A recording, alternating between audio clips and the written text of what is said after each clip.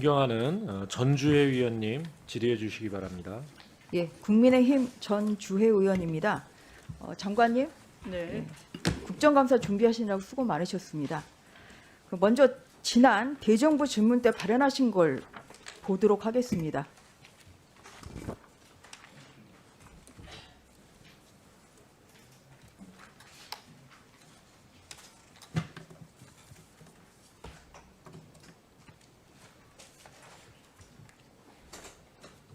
제가 불행하게도 너무 바쁜 엄마여서 아들한테 좀 미안한데요. 사실은 아들 아픈 것을 제가 어떻게 관심조차 못 주고 그냥 있는 엄마인 거죠.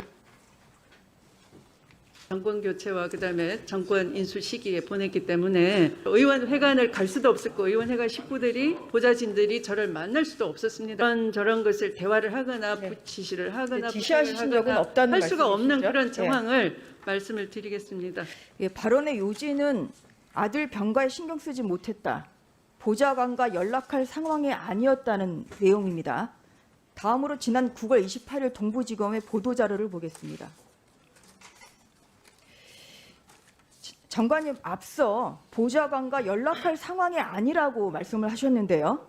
카톡을 보면 6월 14일 병가 연장건에 대해서 보좌관으로부터 보고를 받습니다. 6월 21일에도 보좌관과 연락을 주고받습니다. 아들 병가건도 알고 있습니다. 장관님, 국회에서 거짓 진술한 것에 대해서 이 자리를 빌어 국민들에게 사과할 생각이 있으십니까? 거짓 진술하지 않았습니다. 네, 거짓 진술이 네. 제가 법령을 위반하거나 또는 부정한 청탁 지시를 하지 않았다이고요. 의원님께서 장관님, 지금 질문의 취지는요. 네.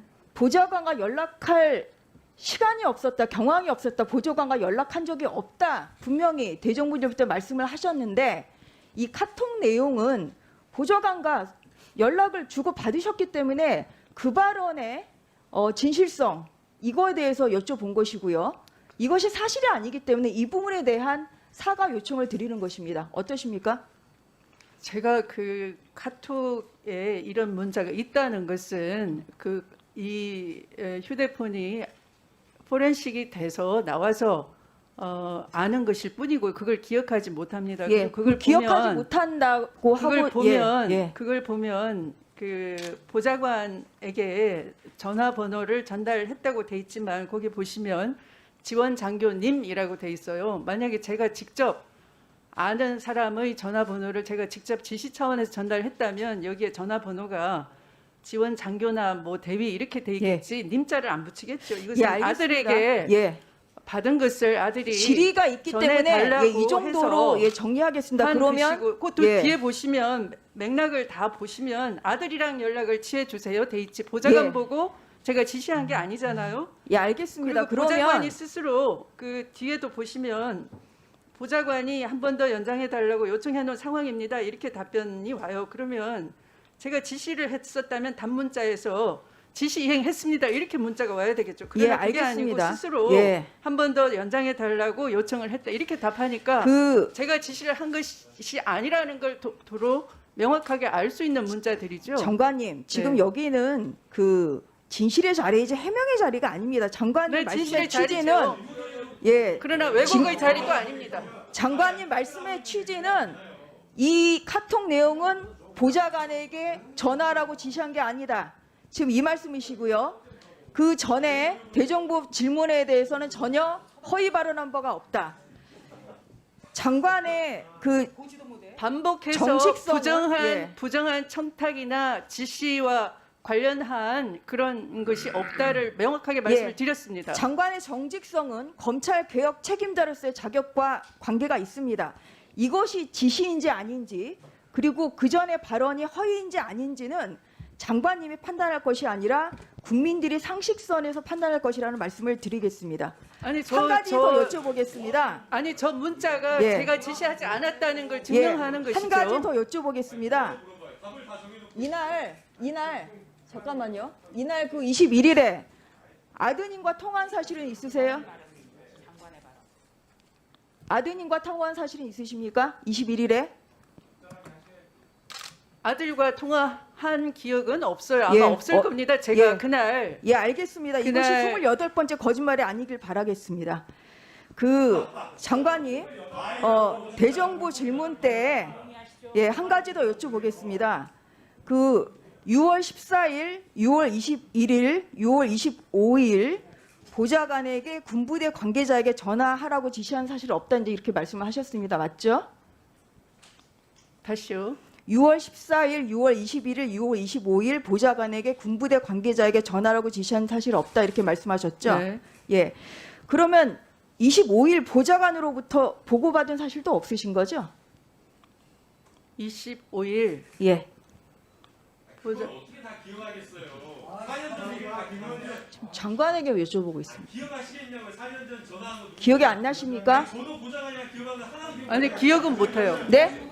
기억은 못해요. 그러나 분명한 건 제가 이것이 아들이 실제 아팠고 관련 규정에 따라서 아들은 예. 병가를 받을 수 있는 입장에 있었고 그거에 따라서 처리했다 정상적으로 예, 처리됐다라는 예. 것만 제가 알고 있는 것뿐이지 구체적으로 그날 제가 뭘 했다. 기억나지 않는다. 네, 그런 것들은 전혀 있을 수가 없죠. 그 이번 수사에서 네. 6월 25일 아드님과 현병장이 통화한 사실은 밝혀졌습니다.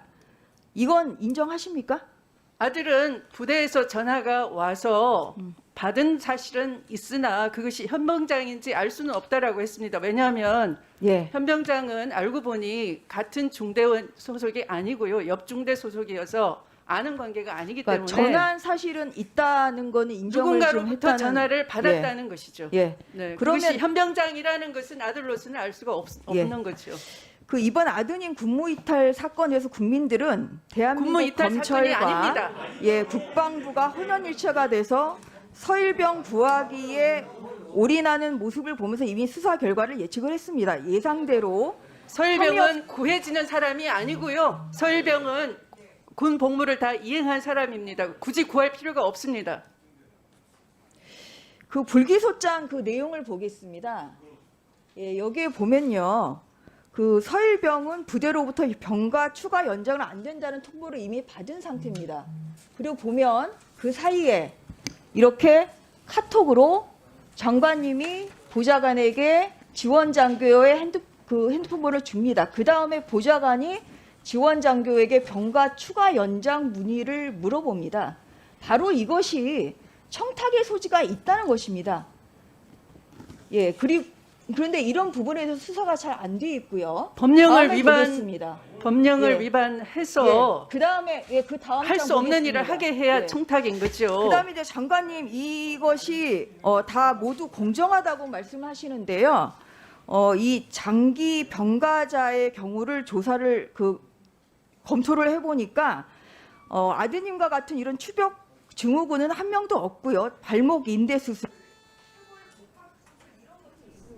이런 정도 다시 한번 말씀드리겠습니다. 네, 수고하셨습니다.